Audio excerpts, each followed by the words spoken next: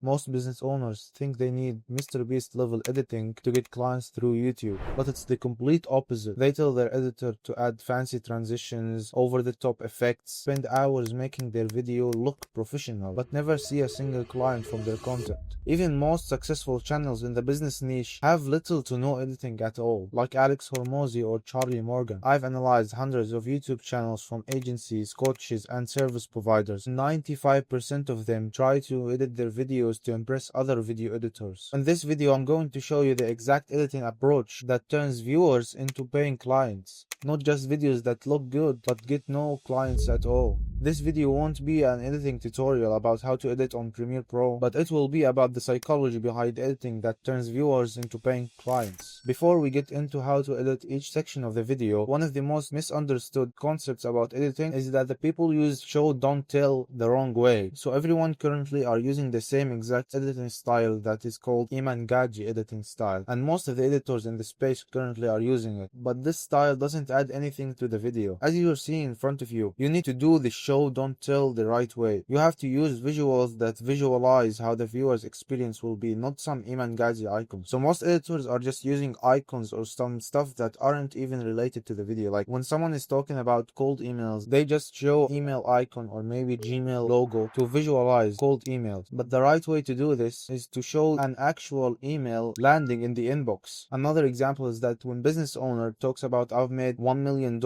they show a text on the screen that says 1 million. But the right way to do this, which is in our next step, is to display social proof correctly throughout your video and build trust and credibility with viewers. So when you're saying you've made XYZ money or you've got this result or that result, you should show this exact result. So if you're saying we've made $1 million in the last month, you should show the Stripe interface says $1 million in the gross volume. The next thing is you should consider the age group of your ICP. Usually older people above 20 years old can't handle the fancy animations or the fast-paced editing, and it actually makes it harder for them to keep up with the video. It's that not every age group are the same thing. You want to understand the difference between editing for B2B audience and B2C audience. B2B audience are coming for value. They don't need something every 5 seconds to hook them in. On the other hand, B2C people have shorter attention span. That's why you want to use visuals every 10 to 30 seconds to hook them in again. And now let's get into how to edit each section of the video. For the hook editing, you want to leverage as much social proof as possible. That's just as I showed you in the first one. You want to show screenshots, Stripe dashboards, or actual client reviews like this one here, and you want to use as much social proof as possible in the hook so you can gain the trust of the viewer. If you're talking about business owners that are not getting replies on their cold email campaigns, you should show the replies analytics going down, just like how they would see it in their interface on their end. The whole point of the hook is to make the viewer watch the video till the end. For the body editing, it needs to be more chill than the intro, and then you want to add strategic pauses every now and then so you can emphasize what you're saying more.